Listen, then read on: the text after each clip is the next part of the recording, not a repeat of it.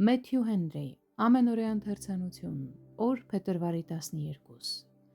Եվ ամեն բանից առաջ եղբայրք, երդում մի անեք ոչ երկնքով, ոչ երկրով եւ ոչ էլ մի ուրիշ երդումով, բայց թող լինի ձեր այոն այո եւ ոչը ոչ, որ դատաստանի տակ չընկնեք։ Հակոբոս 5:12 խոսք։ Երդվելու մեղքը դատապարտված է, բայց որքան շատերն են թեթևամտորեն վերաբերում առօրյա անպարկեշտ երդումներին։ Այնպիսի խոսքերը բացահայտ արհամարանք են Աստծո անվան եւ իշխանության հանդեպ։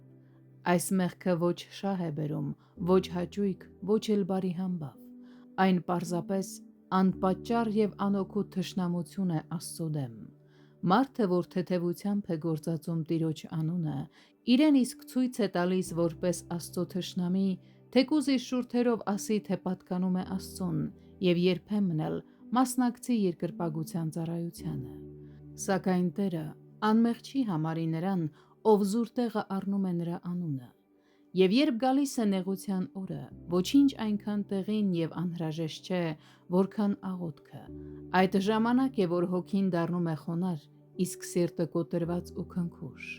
Հավատքն ու հույսը պետք է դրսևորվեն դժվարությունների մեջ, եւ աղոթքը նշանակված միջոցն է այդ ողորմությունները ստանալու եւ աճեցնելու համար։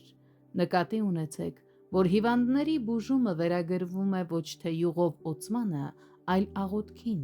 Հիվանդության ժամին ոչ թե սառը ու ձևական աղոթքն է ազդեցիկ, այլ հավատքի աղոթքը։ Եվ այդ ժամանակ այն մեծագույն բանը, որ պետք է աղերսենք Աստծուց, թե մեզ համար, թե ուրիշների, մեղքերի թողությունն է։ Թող ոչինչ չարվի, որ որևէ մեկին խրախուսի հետաձգելու սխալ պատկերացումով, թե խոստովանությունը, աղոթքը, մեղքերի թողությունը եւ քահանայի խրատը կամ հաղորդությունը ի վերջո կուղեն ամեն ինչ, եթե անտեսվել են բարեպաշտ կյանքի պարտականությունները։ Մեր մեղքերի փոխադարձ խոստովանությունը մեծ ներդրում կլինի խաղաղության եւ եղբայրական սիրո մեջ։